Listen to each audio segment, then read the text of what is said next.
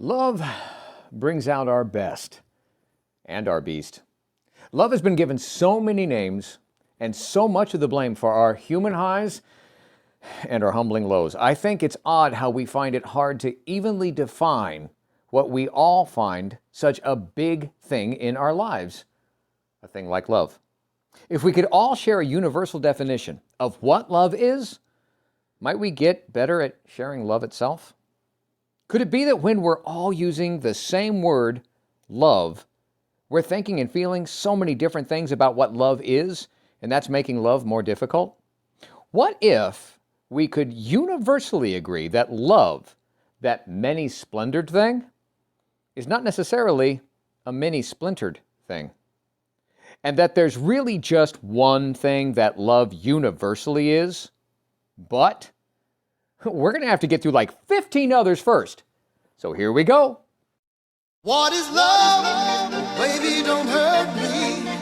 Don't hurt me no more. Baby, don't hurt me. Don't hurt me no more. And it's time for another unbuckled bumpy ride with your guide, the stark raving LEAN-atic himself. I'm Jim. Let's jump right in again.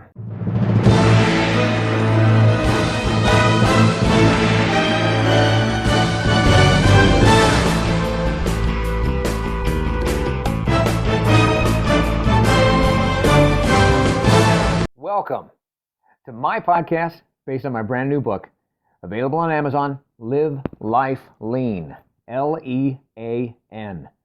It's a year-long guide to gratitude and our daily grind.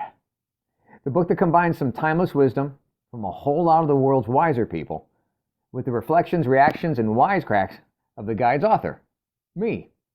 And it guides you, the reader, through the simplest system for a happy, healthy, authentic, and genuinely grateful everyday experience. I urge you to get the book. Of course I do. I wrote it. It's either at Amazon or at my website, ampurage.com. A-M-M-P-U-R-A-G-E. But even without it, let's make next week better than last, our next year better than the past, and get started now with today's episode of What is Love? Baby, don't hurt me. Your words mean something more. Or something like that. I don't know. I get words and song lyrics confused sometimes. That's one reason I look a lot of stuff up, when I do these podcasts. My lean thing. I get to learn that way. Learn first, learn, earn, add to the world, navigate what's next. So words, I look them up.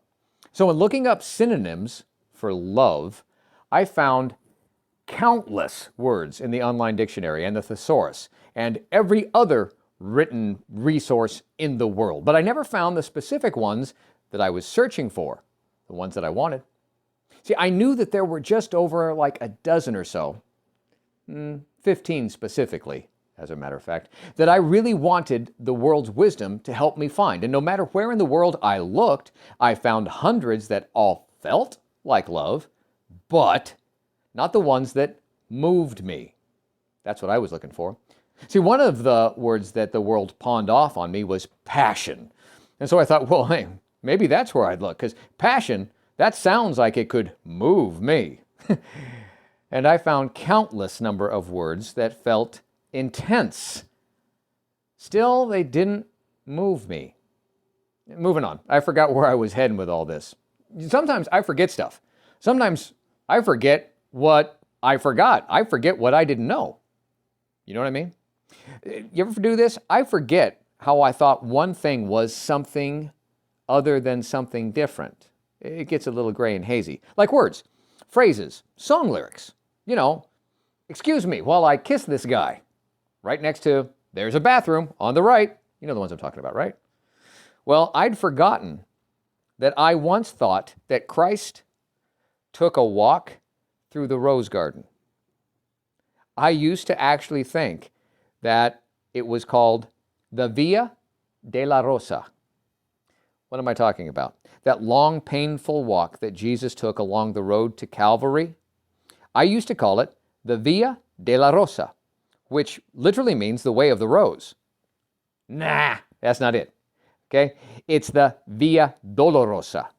That's one word, dolorosa, meaning the way of suffering, the path of pain. Yeah, so why does that even matter? Well, I was saying and thinking one thing that was really, although it sounded similar, was the wrong name. And therefore, it was the wrong meaning. We just had Easter, so that's where this is all coming from. And all religiosity aside, historically, this Jesus of Nazareth was tried for a crime, convicted, sentenced to death by crucifixion, and after being beaten, he was made to carry his own instrument of death, his own cross, along something called the Via Dolorosa, which meant the path of pain. But I used to say de la Rosa, which means of the rose. So yeah, I painted his trek to death as a literal walk in the garden. Now, I'm not Catholic. My wife and her family are. And they've enlightened me to the 15 stations of the cross, where, as the story goes, there were 15 stations that around Easter they recognize and revere what happened at each station. There's 15 of them. Interesting, because I know there are also, in the book of Corinthians, 15, coincidence, different expressions and descriptives to clearly paint a picture of how to recognize and characterize love. You know, love is patient, love is kind, etc., etc. Yeah, just a coincidence, right? No, not in my book. Well, technically it's not my book, it's everyone's book. But it is the book with 2 different examples of how love is 15 different things, and yet really, it's only one thing. So what does Jim mean by this? All right, so happy belated Easter. Like I said, I wasn't raised Catholic, but there's 2 key things that Catholics recognize around Easter, the 15 stations of the cross, and, excuse the pun, its crossover known as the Passion of Christ. There's that word again. I wonder if what they meant was love instead of passion. There are 15 stations of the cross, and coincidentally, we'll address that coincidence later, there are the 15 descriptions of love from the Apostle Paul in the book of Corinthians. And all 15 are actually actions. All the stations represent an action that someone took or did or happened. And all 15 ways of recognizing love are originally described with verbs, action words. All the ways of describing love in Corinthians, the Apostle Paul did not use the descriptive adjectives that we use today. No, Paul used 15 verbs, words of action, to describe love. So per Paul, love is not a state of feeling something that describes us. No, love is the embodiment and demonstrated outcome of actions. And where we cannot always control our feelings, we are always in control of our actions. Choosing to or not to, and being called to or not to act a specific way, that's our acts of love. That's our stations in life. And that whole passion walk that Christ took when the world said, "Hey, Jesus, I beg your pardon. I never promised you a rose garden." It's funny that they're called the stations of the cross, as all of them involve an act, a movement, an action verb. See, the series of the stations is as follows. 1, Jesus is condemned to death. Condemned, that's an action. He is made to bear his cross. That's number 2. He falls the first time. That's number 3. Number 4, he meets his mother. In number 5, Simon of Cyrene is made to bear the cross. In number 6, Veronica wipes Jesus' face. In number 7, Christ falls the second time. In number 8, the women of Jerusalem weep over Jesus. In number 9, he falls a third time. In the 10th one, he is stripped of his garments. He is next in 11 nailed to the cross. He dies on the cross in number 12. In number 13, he's taken down from the cross. In number 14, he is placed in the sepulcher. And in 15, he's resurrected. Interesting how the term station can be just a noun or an adjective describing a specific place or location, but it can also be a verb. To station oneself there, like a guard or a sentry, it's an act, it's a verb, it's a choice. And it's a choice to take your station, like Jesus did. A choice to see love as an active thing, in an active way. Okay, also kind of like Jesus did. What was the first one? Looking back at Corinthians, according to the Apostle Paul, love is patient. Love doesn't rush, love is willing to wait. Next one, love is kind. Kindness is not sitting in a meadow petting a little lamb. It's about looking out for the interests of others above our own. Next one, love does not envy. Jealousy, envy, it's being selfish. Love celebrates other blessings instead of envying. Next, love does not boast. Love doesn't have to tell everyone about how great your life is. So love may be kind of hard to find on Facebook's highlight reels. Love is not proud. Love doesn't push to the front of the line. Love looks out for the needs of others. Love is not rude. Love makes a point to not offend people unnecessarily, you know. Love is not easily angered. Loving people give grace because you know what? They've been given grace, or at least they hope to receive it. Love keeps no record of wrong. Loving people don't dredge up old hurts and old grudges and drag them through the sludge. Love rejoices with the truth. Loving people are happy when truth wins and they do not enjoy any type of evil. Love protects. Loving people protect those who cannot protect themselves. One of my favorite prayers lately is not to expect God to protect me, to protect us from all the world's wrongs, but I ask, please protect us where we cannot protect ourselves and to provide to us what and where we can protect for ourselves. Love yourself and try to protect yourself, and don't forget that you are worth protecting. Love also trusts. Listen, no trust, no love. Interesting that financially, a trust is a three-party financial agreement where one party, the trustor, gives a second party, the trustee, the ability to hold valuable assets or property for a third party, the beneficiary. Requires trust for there to be love and requires three parties for there to be a trust. Three parties. Wonder who they are, huh? You? That other person? God? Could be. Next, love hopes. Loving people have hope for others. They wish the best for people. Next, love always perseveres.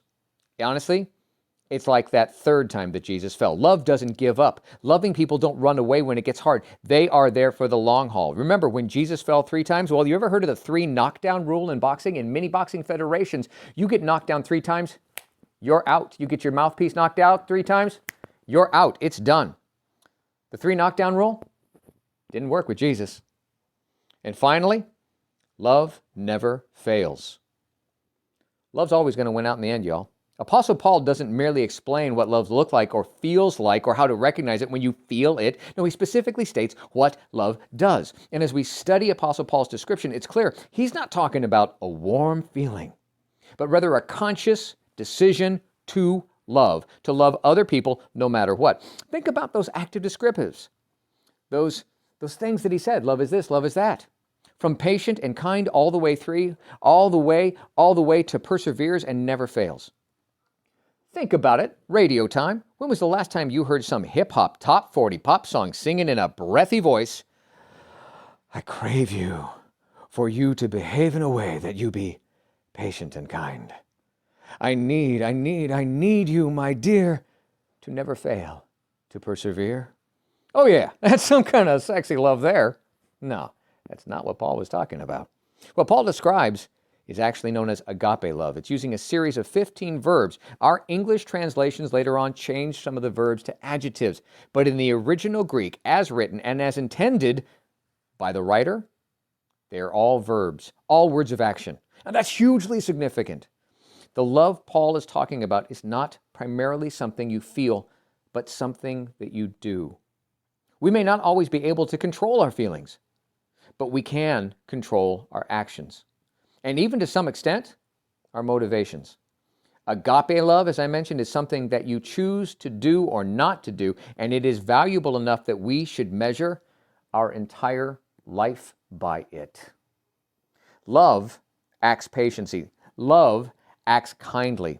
Love never quits, and love never loses, because no matter the outcome, living life in a way that loves like that, loves like it's an act, loves like it's an action, someplace that we guard and that we station ourselves to, loving like that, love in this way, that is what's meant to be universally embraced.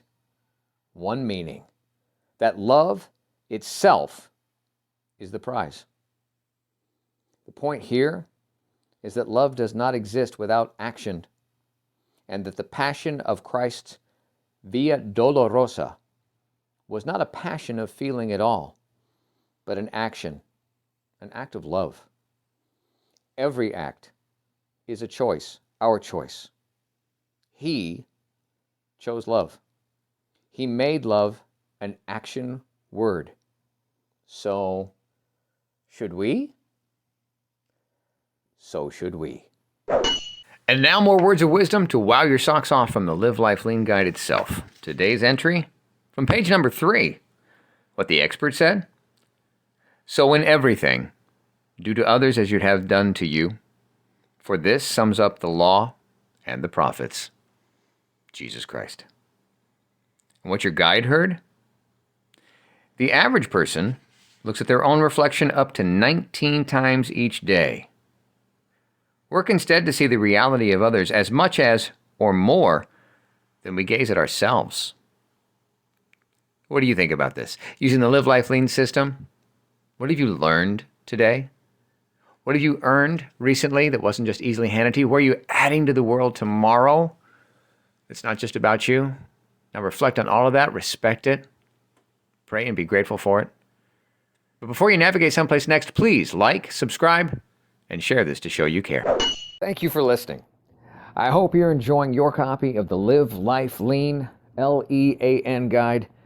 Enjoying it almost as much as I did creating it. And if you don't have a copy yet, go on over to amperage.com or Amazon and get started today experiencing the amazing power of knowing every day is literally yours to be grateful about. And you need never feel unfulfilled again. I'm Jim Hall. And until next time, good health, God bless. And now, go get a little dirty learning something new. Earning what's not given to you. Adding to this crazy world that we share. And navigating your way to something new and next.